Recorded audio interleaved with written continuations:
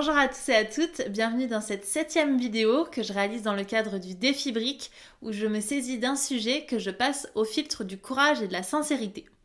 Ces vidéos sont réalisées en une fois, en une seule prise et je conserve tout le temps la même trame au cours de mon discours. Ce n'est absolument pas préparé puisque le but c'est de vous délivrer quelque chose sans filtre, en brut et vous apporter un éclairage sur le sujet choisi.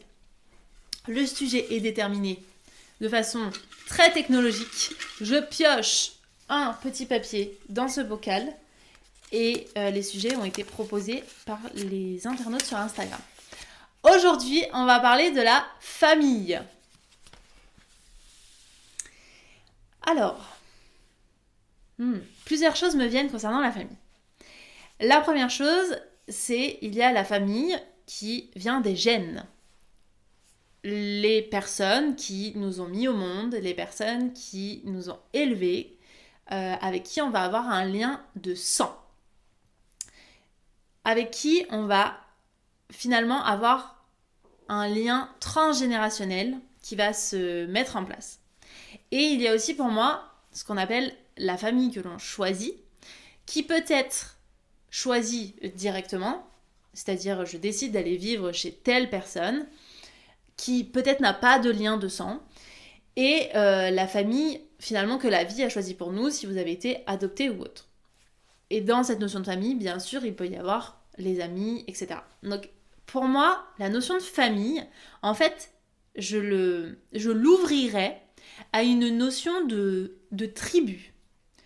Dans quelle tribu je suis et surtout dans quelle tribu j'ai envie d'évoluer. Parce que ce que j'aurais aimé savoir plus tôt concernant la famille, c'est que on n'a pas ce lien de loyauté. Ce n'est pas parce que vous avez un lien de sang avec quelqu'un que vous devez lui être loyal toute votre vie. Ça vaut pour les parents, les grands-parents, les frères, les sœurs. En fait, si au sein de votre famille, il y a des relations qui sont nocives pour vous, il n'y a aucune loyauté à avoir. Et alors, je vous entends déjà certains dire « Comment ça, la famille, c'est ce qu'il y a de plus important, etc. » Mais, je précise bien, au sein de cette famille, il y a peut-être des relations qui ne sont pas bonnes pour vous. Et ce n'est pas parce que vous avez ce lien de sang que ça veut dire qu'il faut rester et entretenir cette relation. Parfois, il faut savoir prendre ses distances pour pouvoir être mieux avec soi. Et non, ce n'est pas de l'égoïsme. L'égoïsme, ça serait justement de continuer à entretenir une relation parce que l'autre nous l'a demandé, alors qu'on a bien conscience que ce n'est pas bon pour nous. Donc, dans cette notion de famille, pour moi, il y a aussi la notion d'attente. Au-delà de la loyauté, il y a forcément du coup des attentes que l'on se crée vis-à-vis de ces personnes que l'on considère comme de la famille, lien de sang ou pas. Voilà, tribu. C'est-à-dire qu'on attend de ces gens-là de la reconnaissance. On attend du soutien. On attend quelque chose d'hyper exigeant parce que justement, ce sont les personnes qui sont le plus proches de nous.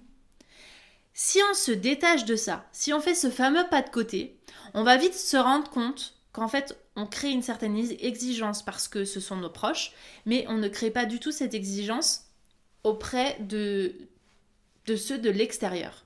Parce qu'on s'en fout, en fait. Mais la question que j'ai envie qu'on se pose, c'est est-ce que avoir le regard de notre famille va nous apporter quelque chose ? Parce qu'en fait, la réalité, c'est que parfois, notre famille, on a beau être très proche et l'aimer de tout notre cœur, ce n'est pas elle qui va nous faire évoluer. Et du coup, on attend de la reconnaissance et du soutien d'une certaine tribu, alors que ce n'est pas dans cette tribu que l'on a envie d'évoluer. Donc là où j'ai envie de porter notre regard, c'est est-ce que les attentes que j'ai vis-à-vis de ma famille sont bénéfiques à ma propre évolution. Je le reformulerai. Est-ce que le retour de ma famille va m'apporter quelque chose. Est-ce que ça va être un retour constructif ou juste un retour parmi tant d'autres finalement? Mais puisque c'est ma famille, j'y accorde plus de crédit. C'est-à-dire que la question sous-jacente derrière, c'est de croire que puisque c'est notre famille, puisque c'est notre tribu, notre gang, appelez-le comme vous voulez, ils ont forcément plus de crédit que d'autres personnes. Et ça, pour moi, ça fait partie des plus gros mensonges que j'ai pu me raconter. C'est de croire que ma famille détenait une part de la réponse que j'attendais. Alors que si je regarde objectivement les choses, dans ma famille, peu de personnes vont m'apporter un regard constructif. Ils vont m'apporter un regard important parce que ça fait partie de mes proches, mais ils vont pas m'apporter un regard constructif parce qu'ils ne sont pas dans la même configuration de vie, soit que j'ai envie d'avoir. Et est-ce que c'est important pour moi d'avoir le retour de quelqu'un qui n'a pas fait des choix de vie qui me plaisent? Non. Non, en fait, j'ai pas envie d'être inspirée par quelqu'un qui, au départ, ne m'inspire pas. Et j'ai pas non plus envie d'avoir un retour, quel qu'il soit, constructif ou non, de quelqu'un qui ne va pas forcément me tirer vers le haut, mais qui va plutôt me limiter parce qu'il va juste me faire part de ses peurs. Mais encore une fois, il y a cette histoire de loyauté qui fait que on donne plus de crédit à quelqu'un de la famille plutôt que quelqu'un d'extérieur. Et on va être plus blessé par quelqu'un qui nous est proche, qui fait partie de notre tribu, plutôt que quelqu'un de l'extérieur. Alors que, en fait, j'aimerais qu'on remette un petit peu les choses à leur place, c'est-à-dire que, famille ou pas famille, ce qui va être important, c'est d'être inspiré par les gens qui nous inspirent. C'est de prendre les retours des gens qui nous inspirent, qui nous donnent envie d'évoluer. D'entendre les critiques des gens qui font partie de la norme dans laquelle on a envie d'évoluer. Et pas de se soucier finalement de la reconnaissance, du soutien de quelqu'un qui a juste, entre guillemets, un lien de sang ou un lien d'éducation, de vie, avec qui on a partagé quelque chose de particulier. Ce qui me dérange du coup dans la notion de famille, c'est que on continue à faire perdurer ce lien et à entretenir un peu ce truc de oui, mais je t'ai donné la vie ou je t'ai permis d'accéder à tel type d'études, à tel type de vie, etc. C'est grâce à moi. Mais en fait, coupons le cordon, quoi. À un moment donné, si les personnes qui nous ont éduqués n'ont pas pris conscience qu'elles n'avaient pas fait des enfants pour avoir une réussite de vie, mais plutôt pour permettre à ces êtres de se créer la vie qui les inspire, c'est plus notre problème. Vous n'êtes pas né pour pouvoir être loyal envers quelqu'un qui vous a donné la vie ou les moyens d'être là où vous êtes aujourd'hui. Parce qu'à partir du moment où vous êtes adulte, vous allez faire vos propres choix et donc vous n'êtes plus finalement redevable de ce qui constitue votre famille. J'ai envie d'apporter de la nuance à ce que je dis parce que j'ai pas envie que mes propos soient mal perçus. Et encore une fois, je ne suis pas maître de vos perceptions. C'est que là, finalement, où on manque de courage individuellement et collectivement, c'est sur ce détachement. Parce que justement, j'ai l'impression que c'est hyper mal vu de dire mais on n'a pas à être loyal envers les gens de notre famille. Des gens qui sont très familles vont se dire mais si, en fait, on doit être loyal envers nos parents, on doit être loyal envers nos frères, nos sœurs, etc. J'ai bien dit loyal. J'ai pas dit qu'on devait manquer de respect. Et là, du coup, ça apporte une énorme nuance. C'est-à-dire que on peut très bien faire nos propres choix pour notre vie. Et donc, d'une certaine façon, de manquer de loyauté pour nos parents, nos grands-mères, nos grands-pères, qui vous voulez, les gens de cette famille, tout en ayant du respect pour eux, en ayant du respect pour leur choix de vie, du respect pour tout ce qu'ils nous ont donné, tout ce qui nous a permis d'arriver là où on en est. Et donc pour moi, dans cette notion de respect, il y a cette notion aussi de tolérance. Et c'est ce qui me semble être le plus difficile, et c'est ce qui me semble être du coup le point où on manque de courage, c'est d'avoir de la tolérance envers notre famille. Ce n'est pas parce que les personnes qui nous entourent et qui font partie de notre famille ont fait des choix différents que ça fait d'eux des personnes qui ne comptent pas. Ça fait pas d'eux des gens qui n'ont pas leur importance. Ça fait simplement d'eux des gens qui ne font pas partie d'une vision du monde dans laquelle vous êtes ou vous avez envie d'être. Et donc du coup, j'ai envie de dissocier vraiment le côté loyal et respect. Vous pouvez très bien couper les ponts avec un membre de votre famille parce que vous sentez que c'est pas une relation qui est bonne pour vous, tout en ayant du respect pour cette personne. Je sais pas si vous allez réussir à avoir la nuance, je l'espère. Et du coup, collectivement, là où j'ai envie qu'on ait plus de courage, c'est de se dire oui, c'est vrai que moi, dans ma famille, il y a des contextes dans lesquels je me sens pas à l'aise, je me sens pas bien. Et donc collectivement, est-ce qu'on peut juste arrêter de se mentir ? Est-ce qu'on peut juste arrêter de se dire oui, mais c'est parce que c'est ma famille que... Non, c'est votre famille, vous lui devez le respect, mais pas la loyauté et du coup l'attachement, quoi qu'il arrive.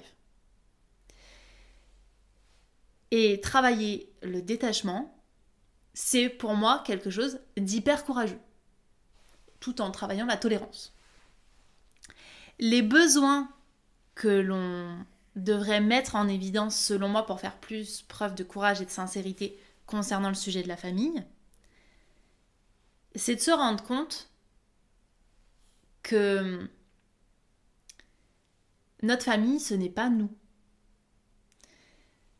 Que notre famille, c'est un élément de notre histoire. Et qu'au sein d'une famille, il existe tellement de choses qui peuvent avoir un impact sur nous que justement, travailler le détachement me semble être un besoin primordial. Parce que si vraiment on fait preuve de sincérité, on va se rendre compte que on attend énormément de choses de la part de notre famille.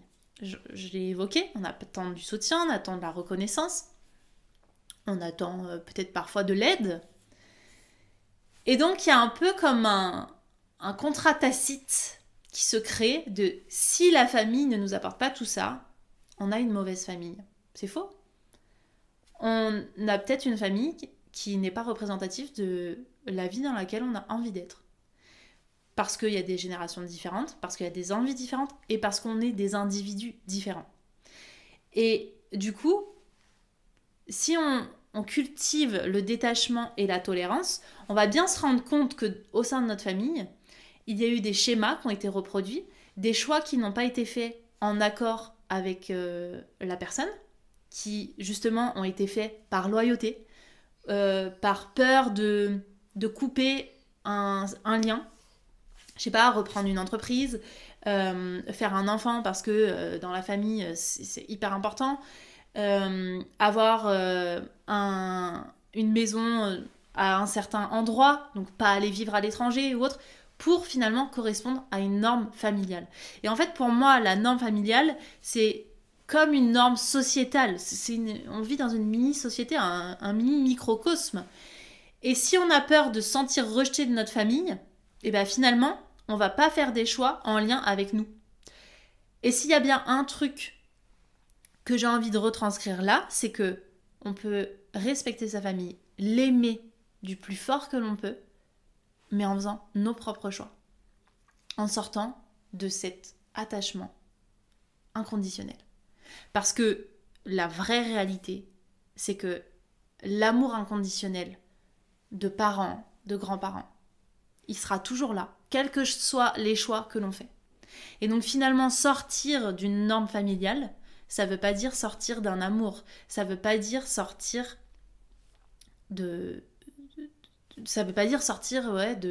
d'un respect, d'un certain respect. Je crois qu'en fait, on nous a inculqué pendant X années que si on ne faisait pas des choix qui étaient en lien avec notre famille, on allait être un déshonneur. On allait déshonorer notre famille, une culture, etc. Et j'ai pas vécu dans une famille où il y a une empreinte très... très routinière. Parce qu'il y a certaines cultures où la famille, c'est comme ça et c'est pas autrement. Selon les origines que l'on peut avoir. Et encore, on peut décider d'en sortir. Parce que justement, si on décide pas d'en sortir, on va rester dans des carcans, on va rester dans des schémas que l'on va reproduire. Si je vois un peu à l'extrême, dans les familles où on a la culture du mariage forcé, vous croyez que, sincèrement, c'est bien de se dire « Oh, j'ai une loyauté envers ma famille, je dois reproduire ce schéma-là ». Mais non, je ne peux même pas comprendre les 3/4 de ce que peuvent vivre ces femmes et ces hommes qui ont du coup cette culture du non-choix concernant leur couple. Mais vous et moi, là, qui parlons ensemble indirectement, on a le choix. Et ce sont finalement nos propres limites qui font que on reste peut-être englué dans un certain système alors que l'on peut décider d'en sortir.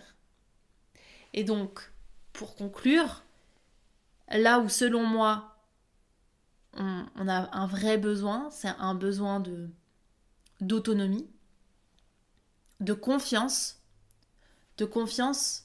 du coup sur le fait qu'on nous aimera toujours, quel que soit le choix que l'on va faire, quel que soit le parti que l'on va prendre pour notre propre vie. Et je crois qu'en fait la peur la plus grande qu'il y a derrière tout ça, c'est d'avoir peur de plus être aimé de sa propre famille parce qu'on a fait des choix pour nous-mêmes. Mais la vérité, c'est qu'en fait, notre famille, puisque c'est notre tribu, elle nous aimera quoi qu'il arrive. Et même si elle ne nous aime pas quoi qu'il arrive, eh ben vous aurez la possibilité de reconstruire un autre cocon, une autre tribu, avec d'autres gens qui sont pas finalement imposés, mais que vous avez choisi d'entretenir. Et ça fait toute la différence. De se rendre compte qu'il y a d'un côté la famille imposée, avec qui on peut entretenir des liens beaux, magnifiques, tout en cultivant le détachement et la tolérance et le respect. Et de l'autre, il y a aussi une tribu que l'on va se créer, avec laquelle on va interagir pour pouvoir évoluer et finalement se détacher progressivement des attentes que la première famille, entre guillemets, peut nous imposer. Et je pense que toutes les blessures que l'on a en tant qu'être humain viennent de notre famille. Et c'est pas bien ou mal, c'est juste une base, comme si on vous avait distribué un jeu de cartes. C'est pas un mauvais jeu, c'est un jeu, tout simplement. Et c'est à nous de décider comment on va jouer avec ces cartes qu'on a entre les mains. Peut-être qu'il va y avoir des cartes qui vont être toutes pourries, peut-être qu'il va y avoir des jokers dedans, et ça va être génial. Simplement, si on sait jouer avec ces cartes, ça va être beaucoup plus simple que si on ne nous a pas expliqué les règles. Et donc, dans les règles, tu fais ce que tu veux avec ces cartes, à partir du moment où ça correspond à toi, ton épanouissement personnel. Parce que avant tout, pour pouvoir être bien avec les autres, il faut être bien avec soi. Et donc, si on reste attaché à ce que les autres attendent de nous, ce que les autres veulent de nous, on va rester dans une norme qui, peut-être, ne nous convient pas. Je vous remercie pour votre écoute. Je vous retrouve demain pour la suite. J'espère avoir apporté un éclairage sans y mettre trop d'affect et sans avoir heurté vos propres convictions Et si je les ai heurtés, j'espère que ça vous amènera à beaucoup de réflexions. Je vous embrasse.